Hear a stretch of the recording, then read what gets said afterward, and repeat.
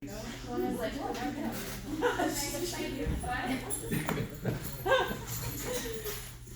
doing? It's the calmest, quietest play ever. Yeah, as long as you do a consent check to make sure she likes it. I think that's just her preferred, yeah.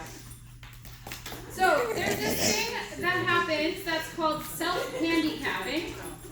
Self-handicapping is what a dog will do when it's a large dog, making themselves smaller to make another dog more comfortable.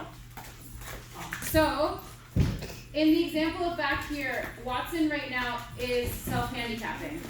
He's on purpose low to give her the chance to be bigger and on top for once. It's very common in two different sizes.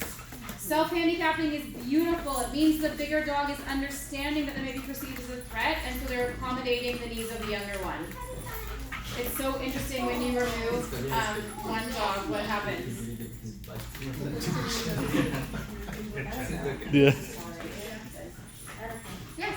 At what point is the mounting Not appropriate? Yeah. The mounting is no longer appropriate if the other dog has pulled them off for it multiple times and they're not listening.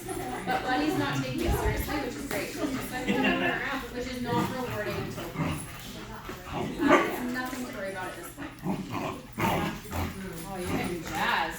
He has the weirdest place to be.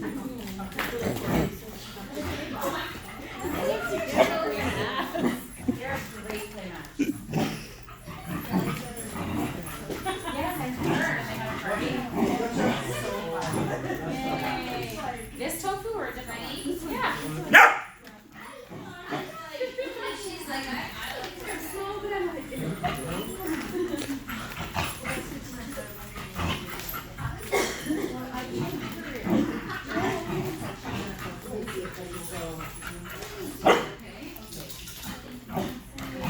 They're a great match. You guys should be doing play dates. So good. So good.